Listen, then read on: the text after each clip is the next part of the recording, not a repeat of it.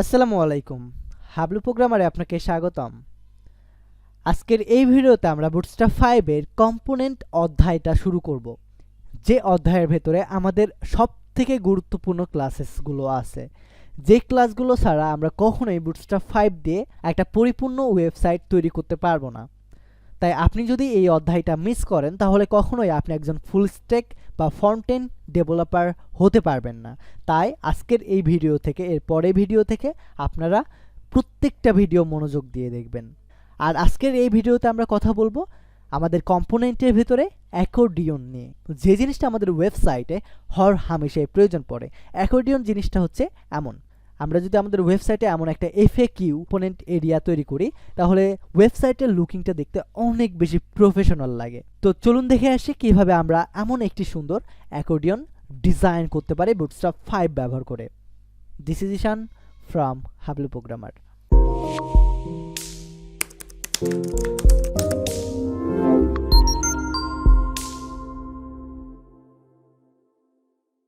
আমাদের আজকের এই ক্লাসটা শুরু করার আগে আপনার কাছে একটা রিকোয়েস্ট থাকবে, আপনি যদি এখনও আমাদের হাবলু প্রোগ্রামার ইউটিউব চ্যানেলটি সাবস্ক্রাইব না করে থাকেন তাহলে এখনই সাবস্ক্রাইব করে পাশের বেল আইকনটা প্রেস করে দিন। আমাদের এই চ্যানেলে প্রতিনিয়তই আমরা programming related, web development related এবং self learning related tips tricks দিয়ে থাকি। তো স্টেপ 1-এ আমাদের এমন একটি অ্যাকর্ডিয়ন আইটেম তৈরি করার জন্য আমাদের কোড এডিটরে যেতে হবে। দেন যেহেতু আমরা একটা অ্যাকর্ডিয়ন তৈরি করব, এটার জন্য আমরা একটা কন্টেইনার নিয়ে নিই শুরুতে। যেহেতু এটা অনেক বড় একটা কম্পোনেন্ট তৈরি করতে যাচ্ছি আমরা, এটার জন্য আমি একটা কন্টেইনার দিব শুরুতে। অ্যান্ড এই কন্টেইনারের আন্ডারে আমি আরও একটা ডিভ ক্রিয়েট করবো এবং ডিভের আন্ডারে একটা ক্লাস লিখব অ্যাকর্ডিয়ন নামে। অ্যান্ড এই অ্যাকর্ডিয়নের ভেতরে আমাদের বেশ কিছু আইটেম থাকবে, যেমনটা আমাদের এই জায়গায় আছে একটা আইটেম, দুইটা আইটেম, তিনটা আইটেম, বা আমাদের যতগুলো কোয়েশ্চেন থাকবে ঠিক ততগুলো আইটেম আমরা অ্যাড করতে পারবো। তো এই আইটেমগুলোর জন্য আমাদের স্পেসিফিক এক একটা করে ডিভ ক্রিয়েট করতে হবে। অ্যান্ড এইটার আন্ডারে আমাদেরকে লিখতে হবে অ্যাকর্ডিয়ন আইটেম।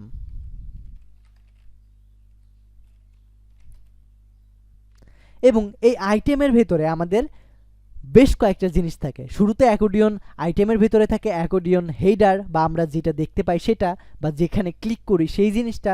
দেন এটার পরে আমাদের থাকে অ্যাকর্ডিয়ন বডি। তো এই জিনিসটা তৈরি করার জন্য আমাদের শুরুতে H2 তৈরি করব। আমাদের এই জিনিসটা হবে অ্যাকর্ডিয়ন হেডিং, এবং এই অ্যাকর্ডিয়ন হেডিংয়ের পরে আমাদের থাকবে অ্যাকর্ডিয়ন বডি। তো এই অ্যাকর্ডিয়ন বডির জন্য আমরা একটা ডিভ ক্রিয়েট করবো, অ্যান্ড এইটার ভিতরে আমরা লিখবো accordion hyphen body. And accordion বডির ভিতরে আমরা প্যারাগ্রাফ ট্যাগ দিয়ে আমাদের লরেম ইপসামের যে কয় ওয়ার্ড আমরা চাই সেই কয় ওয়ার্ড লিখে নিব। এখন আমরা আমাদের ওয়েবসাইটটা লাইভ সার্ভারে ওপেন করব। এখন আমাদের ওয়েবসাইটের কম্পোনেন্টটা দেখতে এমন দেখাচ্ছে। তো শুরুতে আমাদের এই বাটনটাকে সুন্দর করে এমন ডিজাইন বা এমন লুকিং দিতে হবে। তো এই জিনিসটা করার জন্য আমাদের বুটস্ট্র্যাপ 5 এর অ্যাকর্ডিয়ন হাইফেন বাটন নামক ক্লাসটা এখানে ব্যবহার করতে হবে। তো আমি লিখে ফেললাম অ্যাকর্ডিয়ন হাইফেন বাটন। আর এখন যদি গিয়ে আমাদের ওয়েবসাইটে যাই তাহলে আমরা দেখতে পাবো সুন্দর আমাদের একটি বাটন তৈরি হয়ে গেছে। কিন্তু আমাদের এই বাটনটা ওয়ার্ক করতেছে না, অর্থাৎ কাজ করতেছে না। আমাদের এমনটা যখন বাটনে ক্লিক করব অন হবে এবং অফ হবে, এমনটা করতে চাইলে আমাদেরকে বুটস্ট্র্যাপ 5 এর আরও দুইটা প্রপার্টি ইউজ করতে হবে। প্রথমে আমাদের ইউজ করতে হবে data hyphen BS hyphen target, এবং এই টার্গেটের ভিতরে আমরা হ্যাশট্যাগ দিয়ে রাখবো। এবং এইটার পরে আমাদের আরও একটা ব্যবহার করতে হবে, সেটা হচ্ছে data hyphen BS hyphen toggle. And এই টগলের ভিতরে আমাদেরকে লিখতে হবে কলাপস। তো এখন যদি আমাদের ওয়েবসাইটে যাই, এখন যদি আমরা ক্লিক করি, তো এখনও আমাদের কাজ করতেছে না। এখন আমাদের কাজ না করার কারণ আমরা শুধুমাত্র এই বডিকে বলেছি, বা শুধুমাত্র আমাদের এই হেডিংকে বা অ্যাকর্ডিয়ন বাটনকে বলেছি তুমি কলাপস হবে, কিন্তু একে বলি নাই যে কোন জিনিসটা কলাপস হবে, অ্যাকর্ডিয়ন বডি হবে না কোন জিনিসটা কলাপস হবে, এই জিনিসটা আমরা এখনো বলি নাই। এই জিনিসটাকে বলার জন্য আমাদের যে অ্যাকর্ডিয়ন বডিটা আছে এই বডিটাকে আগে আমাদের ধরতে হবে। এটাকে ধরে এইটার ওপরে, অর্থাৎ এটাকে চাইল্ড ডিভ করতে হবে এবং এইটার ওপরে একটা প্যারেন্ট ডিভ ক্রিয়েট করতে হবে।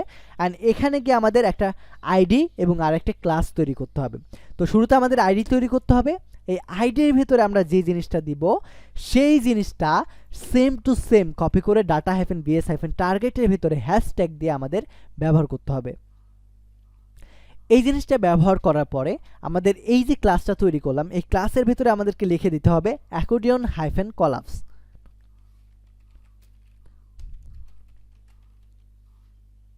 এবং একটা স্পেস দিয়ে আমাদেরকে আবারও লিখতে হবে collapse। এবং এখন যদি গিয়ে আমাদের ওয়েবসাইটটা রিফ্রেশ করি আর আমি যদি ক্লিক করি তাহলে দেখেন আমাদের ডাটাটা শো করতেছে এবং ক্লিক করি হিডেন হয়ে যাচ্ছে। তো খুব সুন্দরভাবে আমরা প্রথম আইটেমটা তৈরি করেছি। এখন বাই ডিফল্ট অনেক ওয়েবসাইটে যখন প্রথমবার ঢুকি তখন আমাদের দেখা যায় এটা খুলে থাকে আর বাকিগুলো পরেরগুলো এমনভাবে অফ থাকে। তো আমরা যদি এমন ধরনের ওয়েবসাইট ক্রিয়েট করতে চাই তাহলে আমাদেরকে accordion-collapse দেন collapse এটার পরে আমাদেরকে আরও একটা ক্লাস লিখতে হবে শো। দেন এখন যদি আমাদের ওয়েবসাইটটা রিফ্রেশ করি তাহলে দেখবেন আমাদের শুরুটা শো হয়ে থাকবে। আমরা যদি অফ করতে চাই অফ করে দিতে পারবো।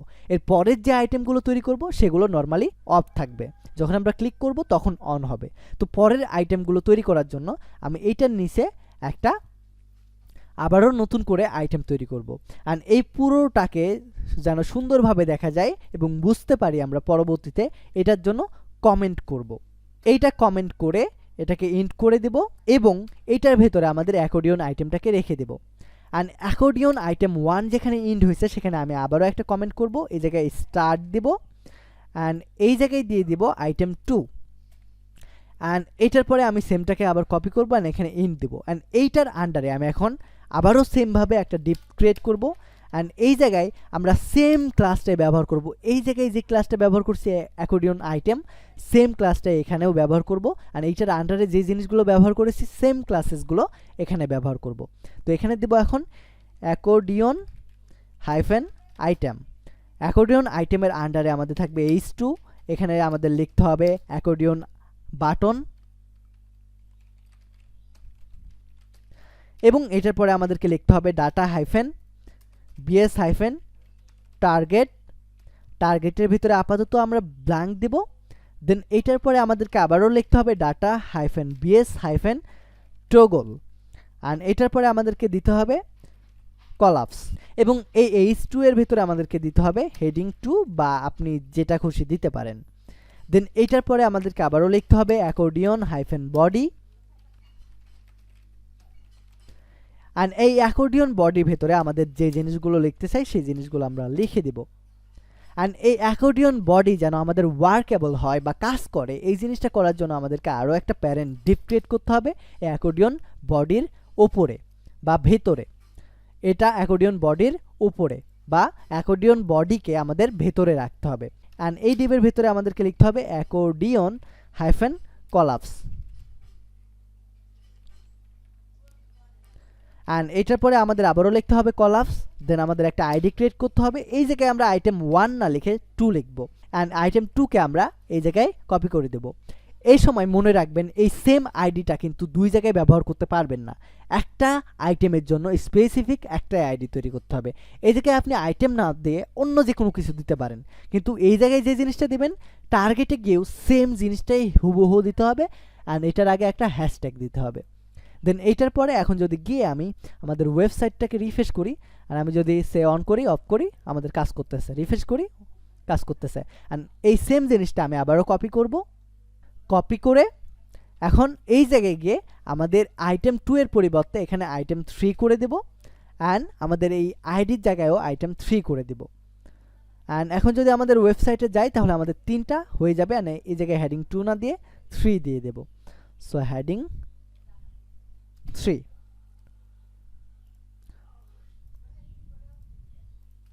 এখন যদি আমরা যাই তাহলে আমরা অ্যাকর্ডিয়ন হেডিং 1 দেখতে পাচ্ছি, 2 দেখতে পাচ্ছি অ্যান্ড 3 দেখতে পাচ্ছি। এটা খুব সুন্দরভাবে আমাদের কাজ করতেছে। আই হোপ এই ভিডিওটা দেখার পরে আপনি খুব সুন্দরভাবে এমন একটি অ্যাকর্ডিয়ন কম্পোনেন্ট নিজেই তৈরি করে ফেলতে পারবেন। তো এই ভিডিওটা এই পর্যন্তই থাকবে। এই ভিডিওটা যদি আপনার কাছে ভালো লেগে থাকে তাহলে অবশ্যই একটি লাইক করে কমেন্ট করতে ভুলবেন না। ভালো থাকবেন, সুস্থ থাকবেন, টেক এ রিস্ক।